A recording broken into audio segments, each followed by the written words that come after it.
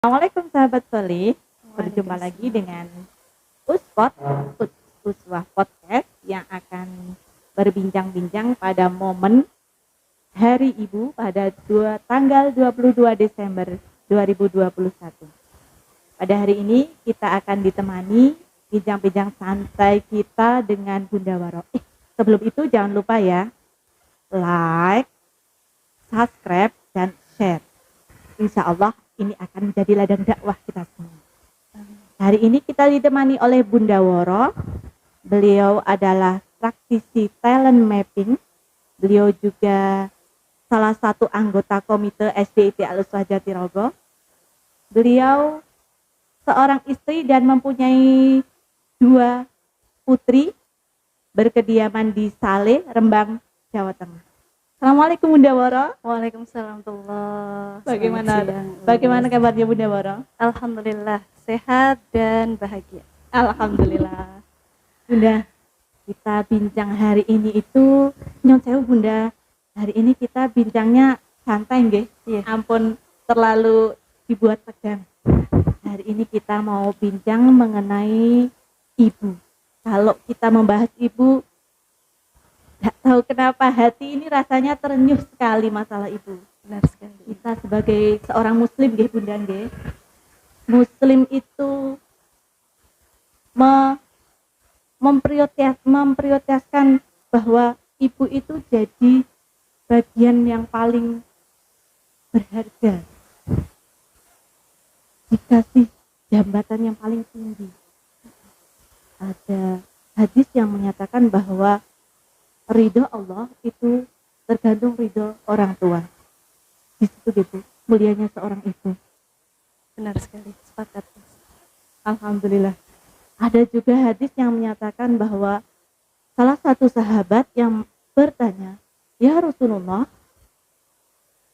pada siapakah kita harus berbakti?" Dan Rasulullah 3 kali menyatakan bahwa bakti itu kepada ibu, kemudian bapakmu. Seperti itu Bunda. Mulianya ibu dalam Islam. Bagaimana menurut Bunda? Pendapat Bunda mengenai ibu, profesi ibu.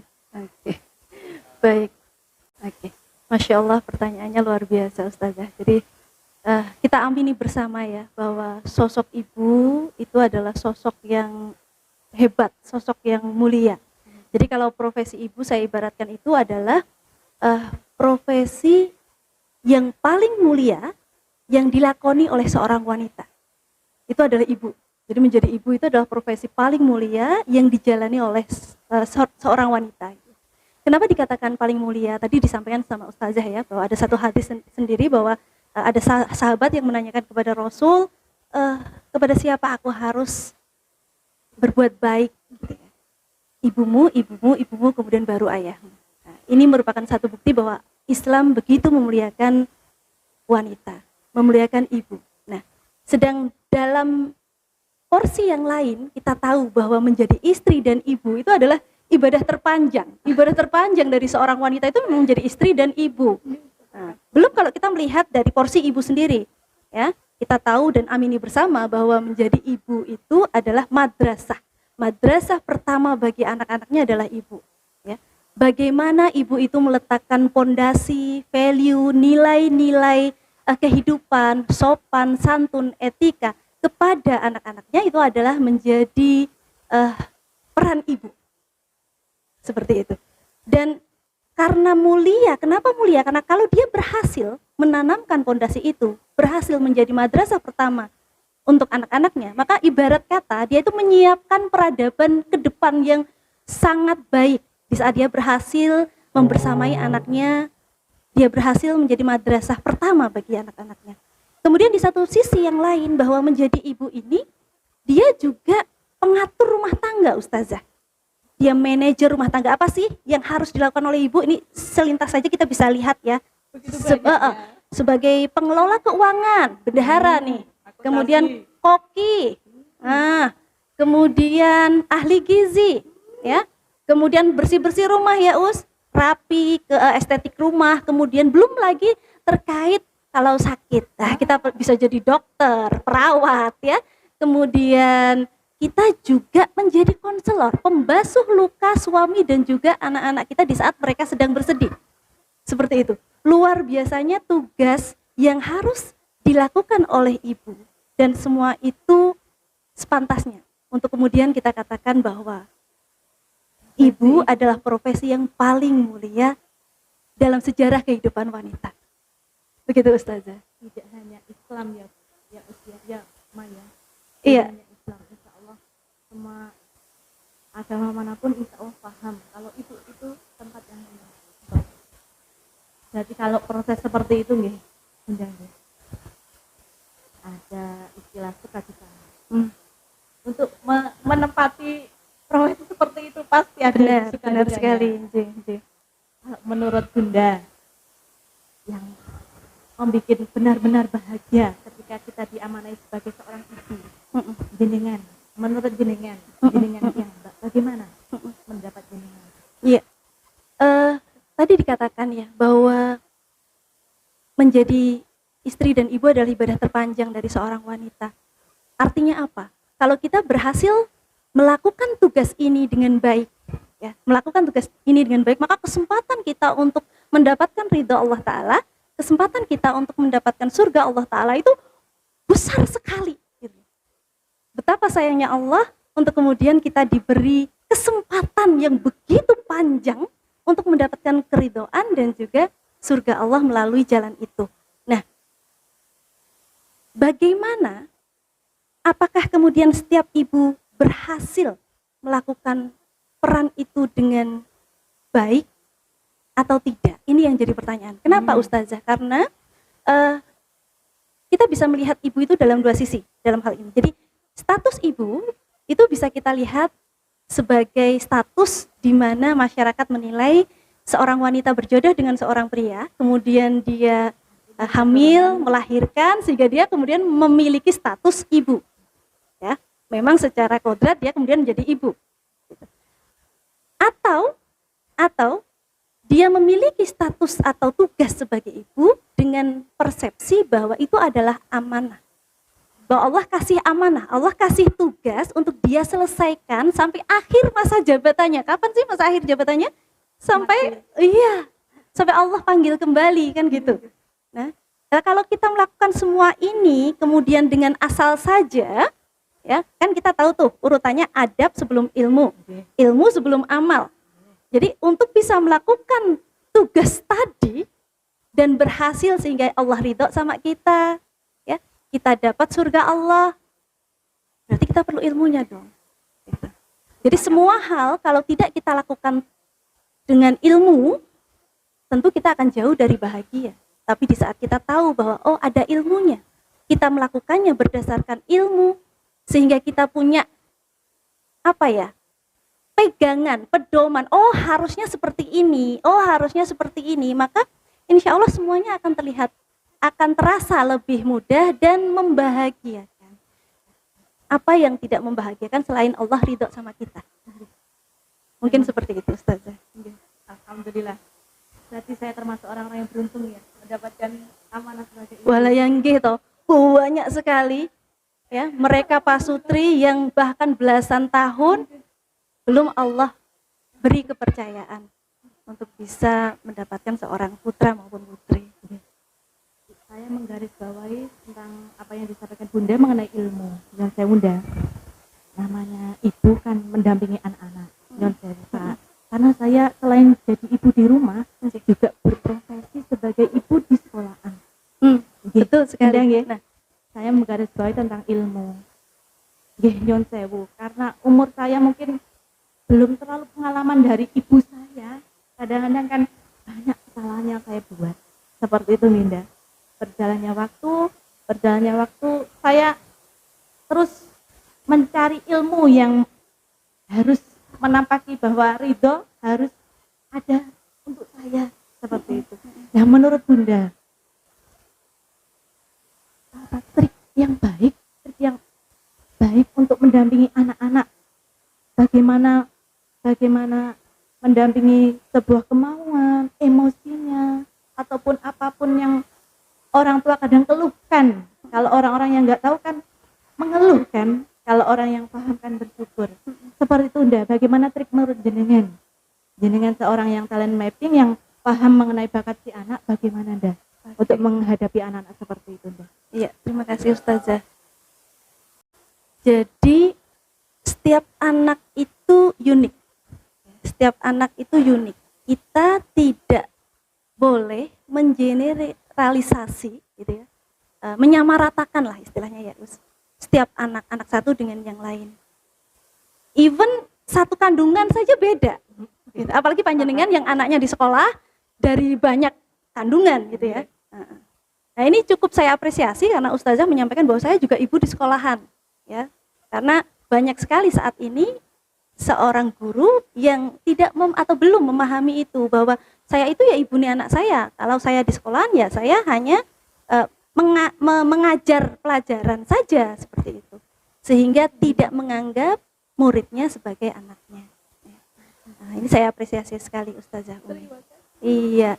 Jadi kalau tadi yang ditanyakan bagaimana triknya, setiap anak itu unik. Ini harus kita hargai. Saya yakin kok setiap kita entah dewasa entah anak-anak gitu ya, itu pasti akan merasa bahagia dan dihargai gitu ya. Kalau kita menempatkan segala sesuatu berdasarkan hak dan kewajibannya masing-masing.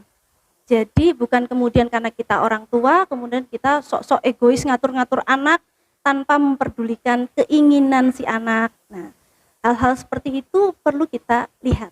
Apa sih sebenarnya keinginan anak? Apakah dia melakukan itu hanya sebatas kita suruh? Atau memang dia excited, memang dia pengen nyoba, memang dia ingin melakukan itu, seperti itu. Tentu bukan hal yang mudah. Karena sekali lagi apa yang saya sampaikan di awal tadi, menjalankan peran sebagai ibu itu subtugasnya banyak sekali. Kalau tadi Ustazah Umi menyampaikan, oh bagaimana mengelola emosi, apa kemudian saya tidak pernah marah? Marah, Us. Dan saya menganggap itu manusiawi. Malah saya akan menyampaikan kepada ibu-ibu semua, di saat panjenengan kemudian pernah marah, maka terimalah itu. Jangan kemudian menganggap itu sebagai suatu dosa dan hanya menangis saja gitu. Terimalah saja, kita memang manusia. Ya, dari sana nanti kemudian kita belajar. Artinya seperti itu. Saya pun demikian. Saya juga sebagai seorang ibu yang dimana kita tahu bersama di sini itu tidak ada sekolah menjadi ibu ya. Nah, di sekolahan pun kita tidak diajari, oh besok sama anak seperti ini, tidak diajari. Nah, oleh karenanya saat ini kita bisa mencari ilmunya dulu. Oh, ternyata jadi ibu itu harus tahu ilmu mengelola emosi. Oh, berarti cari tuh ilmu mengelola emosi. Oh, jadi ibu itu ternyata harus tahu bagaimana mengapresiasi anak. Kita kata kalau bicara tentang bahasa cinta, bahasa cinta itu ada 5, dan setiap kita punya itu. Dan anak akan muncul kepercayaan dirinya kalau tangki cintanya itu terpenuhi. Nah, kalau misalnya kita tahu tentang bahasa cinta, kemudian kita cari tahu bahasa cinta anak kita itu apa, kita berusaha untuk memenuhi tangki cinta anak itu, maka cenderung untuk dia akan kalem, tantrum itu bisa kita minimalis seperti itu. Pun demikian dengan suami.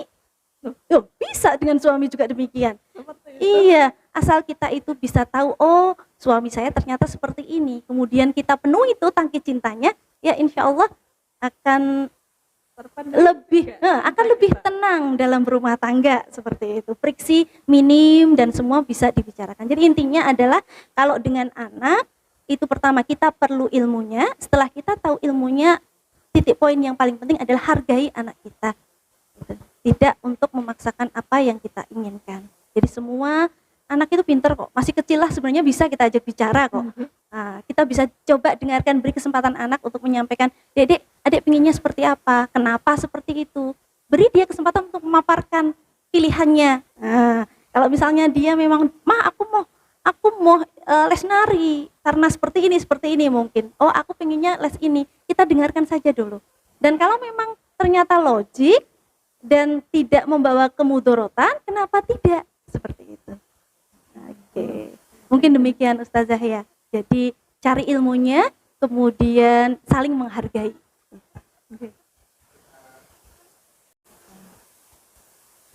Tadi saya menggarisbawahi tentang tangki cinta Bunda. Tangki cinta. Dan juga egois. Nah, Oke. di sini titik letak yang sedikit tolak belakang. Kadang-kadang saya pun melakukan. Kita mempunyai anak yang masih kecil. Kadang-kadang kita mengekspresikan cinta kita sesuatu hal yang tidak sama halnya dengan pendapat si anak. Kadang-kadang mengarahkan, seperti ini loh, seperti ini. Si anak punya pendapat. Kita tahu kalau dia berpendapat seperti ini akan akibat seperti ini. Akhirnya kita egois. Kita Emosi dulu ya, Us. iya. Emosi dulu. Akhirnya kita memberikan saran yang sedikit egois. Kita Harus. memaksakan. Oh ya harus gitu. Akhirnya bilang harus. Jangan seperti itu kan, seperti itu. Bagaimana trik kalau seperti itu ndak? Agar kita tahu, tidak memaksakan. Seandainya kata ya, latar belakang keluarga saya non sewu, yang backgroundnya semua keluarga mondok, dan sedangkan nanti kita mempunyai planning pendidikan si anak harus mondok, seperti itu nggih. Dan ternyata nanti pada di akhirnya atau mungkin pendapat si anak, dia berpendapat jangan mondok tapi latihan IT saja, ini kan modern, ini kan seperti ini. Trik bagaimana ndak seperti itu agar bisa mengelola, kita tidak jadi pelaku egois tapi kita juga bisa memenuhi mengarahkan seperti itu ndak. Iya. Terima kasih Ustazah. Pertanyaannya bagus sekali dan saya yakin sahabat semua pun ada beberapa yang mengalami hal ini. Bagaimana di saat kita tahu ananda kita itu menginginkan sesuatu yang kurang sesuai dengan value kita, kurang sesuai dengan apa yang keluarga itu harapkan, seperti itu. Nah, penghargaan tadi penting. Jadi memaksakan tetap tidak menjadi saran saya. Ya, memaksakan tidak menjadi saran saya. Nah, yang menjadi opsi adalah duduk bersama. Kalau pilihannya tadi mondok atau tidak, berarti anaknya sudah cukup besar ya usia. Nah, opsi yang paling tepat adalah memberi kesempatan anak untuk memaparkan apa yang dia inginkan, value apa yang dia akan dapatkan, ya, kekurangan dan kelemahan atas pilihannya, ya. Jadi sama-sama kedua belah pihak mesti berkenan untuk membuka diri, menerima dan menelaah lebih jauh terhadap pandangan pihak lain.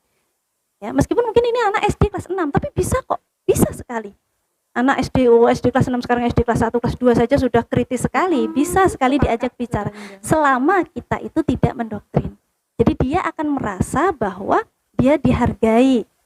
Kalau dia merasa dihargai, maka dia akan terbuka untuk menerima kalau misalnya apa yang kita berikan, masukan, pendapat yang kita berikan itu memang logik menurut pendapat dia.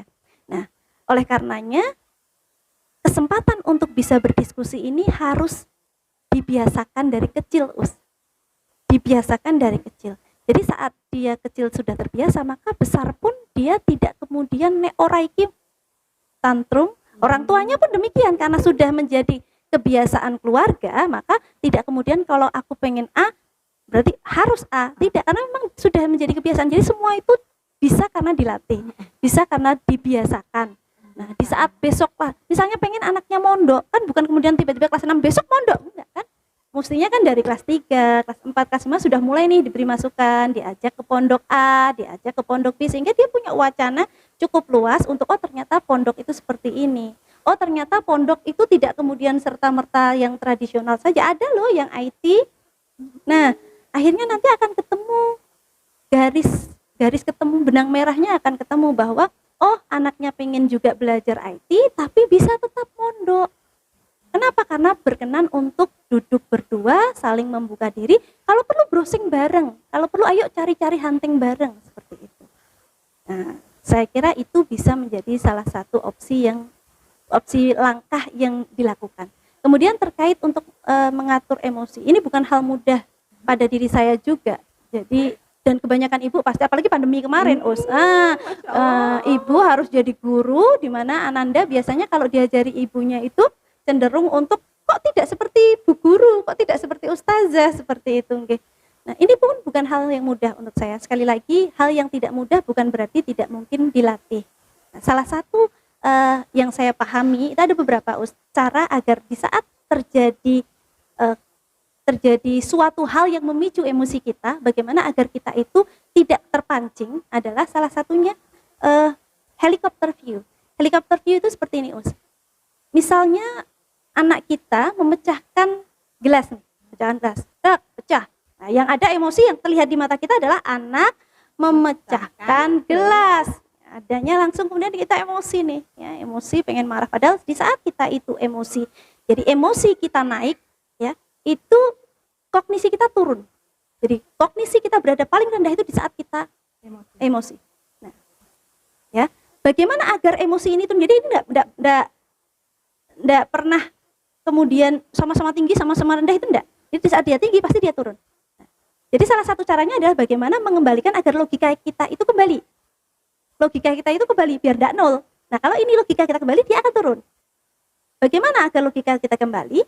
Salah satunya adalah mencoba untuk menghitung mundur. Bisa 10, 9, 8.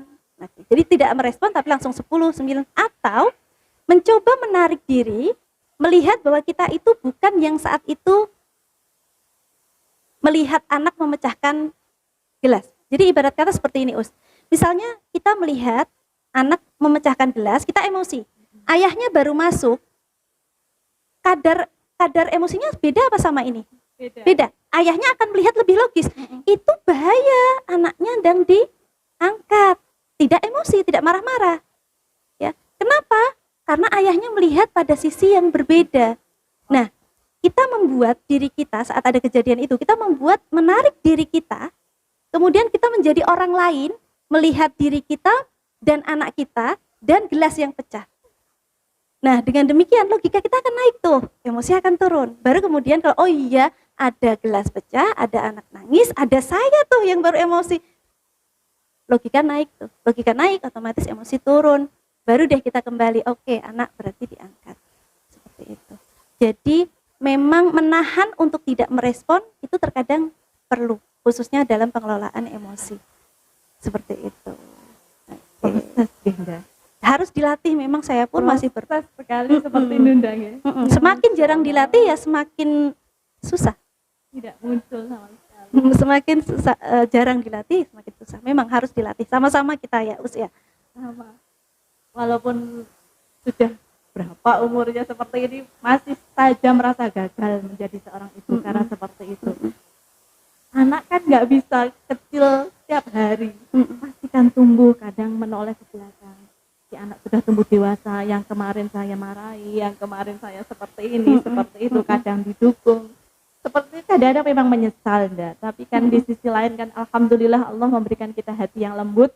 Sebagai seorang ibu, ya, alhamdulillah kita bisa mendampingi Ananda yang benar-benar amanah. Kita harus menjaga amanah seperti itu agar kita bisa benar-benar jadi ibu yang mulia seperti itu, Ginda. Proses, tetap proses, Ginda. Kadang yang sering kali kita lupakan itu adalah bahwa kita sendiri nggak ridho sama anak kita. Bahwa setiap kita itu kan punya kelebihan kekurangan ya. Allah memang sudah kasih fadilah di tiap orang itu beda-beda, termasuk di anak kita gitu loh. Nah, kadang kita itu egoisnya apa ya, punya ambisi agar anak kita itu seperti A, seperti B gitu. Sehingga seakan kita itu nggak ridho sama anak kita, padahal Allah sudah beri petunjuk bahwa ridhoku sesuai dengan ridho orang tua. Nah, di saat kita nggak ridho sama anak kita, kemudian bagaimana dong gitu kan? Jadi bismillah, apapun yang anak kita sekarang itu ada, dia adalah yang terbaik untuk kita dan sangat penting untuk kita ridho apapun dia. Marah pun harus ridho. Iya, akhirnya kita harus, masya Allah. Nah, kemudian gitu ya, usia masya Allah. Nah, gitu. Dia belum bisa pun harus ridho. Kalau untuk melatih jadi karena memang kita itu berproses ya, melatih itu harus ada ibarat orang sekolah harus ada rapotnya tuh Nah, jadi misalnya aku pengen nih melatih emosi pada anakku. Nah, misalnya dalam sehari itu aku teriak-teriak sama anakku 3 kali sehari kayak minum obat ya. Nah, misalnya 3 hari sekali itu catat aja catat. Jadi misalnya kita ketemu anak kita dalam sehari ternyata oh pagi tadi aku sudah teriak-teriak nih anak. Siang tadi ini belum malam sudah teriak-teriak lagi misalnya. Oh ternyata kemarin malam nih mau tidur. Oh ternyata seharian ini tadi aku udah 5 kali. Catat 5 kali. Nah, untuk apa? Untuk evaluasi besok kita bisa nggak ya ini turun? Bisa nggak? Jadi akhirnya kita punya apa ya? Pegangan yang membuat kita atau memaksa diri kita sendiri untuk tidak melakukan hal yang sama. Oh kemarin aku 5 kali nih, saat ini. Berarti besok mestinya aku inget-inget nih, kalau perlu tulis tuh yang besar agar kita secara visual ingat, oh kemarin aku 5 kali nih marah-marah sama anak. Ya, jadi besok hari ini berarti bangun tidur lihat, oh iya aku udah ini pengen 5 berarti hari ini aku harus hati-hati. Nah, harus hati-hati. Ini saya juga sedang belajar ya, bukan kemudian saya ngomong seperti ini, saya secara emosi sudah settle, tidak juga demikian. Ya, sami-sami belajar Ustazah. Jadi terukur. Kalau kita, oh ya aku belajar, aku berlatih, tapi tidak terukur, kita tidak akan bisa menilai. Nah kalau seperti itu tadi terukur, oh ternyata seminggu yang lalu aku 5 hari sekali nih, 5 kali sehari. Ternyata Senin ini, aku sudah turun loh. Oh setelah saya hitung hari Senin sekian. Itu juga apresiasi terhadap diri kita sendiri. Kita nanti akan bisa melihat perbedaan hubungan kita dengan anak-anak. Oke, bisa terlihat sekali. Kalau memang anak-anak kecil itu, anak-anak itu jujur sekali. Ekspresinya jujur sekali. Kita memang mencurahkan kasih sayang, mereka pun akan berbalik.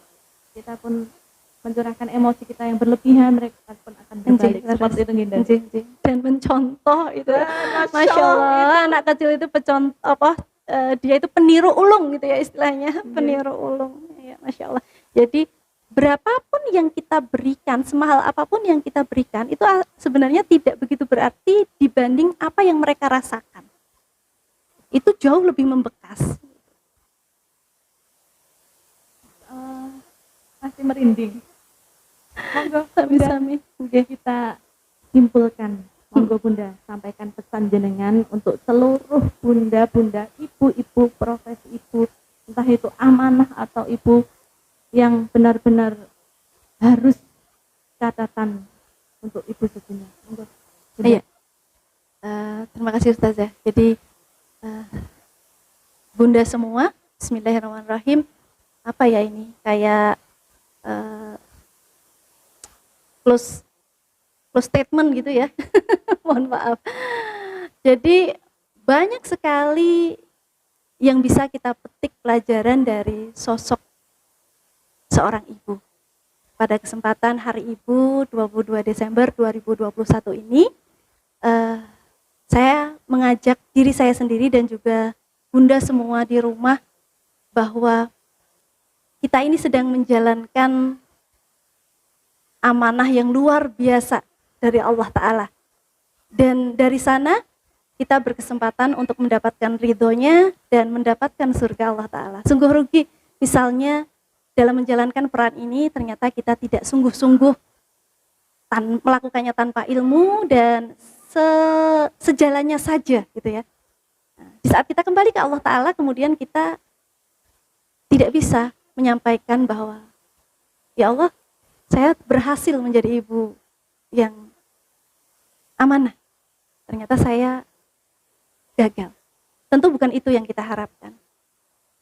Setiap kita berkesempatan untuk bisa belajar, untuk bisa kembali bercermin apa kekurangan diri kita dan mencoba mencari tahu, mencari ilmu agar puzzle-puzzle diri kita itu lengkap. Sehingga di saat kita menjalankan peran kita sebagai istri maupun sebagai ibu, kita bismillah bisa menjalankannya secara paripurna. Bahagia diri kita, bahagia suami dan anak, maka insya Allah, Allah ridho atas keluarga kita. Saya kira demikian ya Ustazah ya. Jadi sebagai seorang ibu di hari ibu ini, kita kembali mencoba untuk bercermin, lihat nih, apakah sepanjang perjalanan kita sebagai istri dan ibu itu sudah on the right track belum nih? Atau kita masih belak-belok? Kalau memang masih belak-belok, nggak apa-apa, manusiawi. Kita masih diberi Allah kesempatan. Masih banyak kesempatan dan sekarang ini bukanlah saat yang terlambat untuk kita memulai belajar lagi dan bersama-sama untuk kita support. Jadi mother support mother itu penting. Ibu itu harus support ibu, jangan malah sama-sama ibu tapi saling menjatuhkan. Wah, ibu bekerja, ibu rumah tangga kecil. Bukan seperti itu. Harusnya kita itu memang saling bahu-membahu. Apakah dia itu ibu bekerja di rumah, apakah dia itu ibu bekerja di area publik, sejatinya sama-sama ibu bekerja. Dan insya Allah semuanya sama-sama mulia. Jadi demikian Ustazah ya, bismillah ibu-ibu semua. Hari ibu ini menjadi tonggak kita untuk saling support ibu, menjadi ibu yang bahagia sehingga suami, anak-anak kita pun turut merasakan kebahagiaan itu. Alhamdulillah, terima kasih. Sami-sami Ustazah, mohon maaf atas keterbatasannya. Terima kasih untuk bunda-bunda di rumah.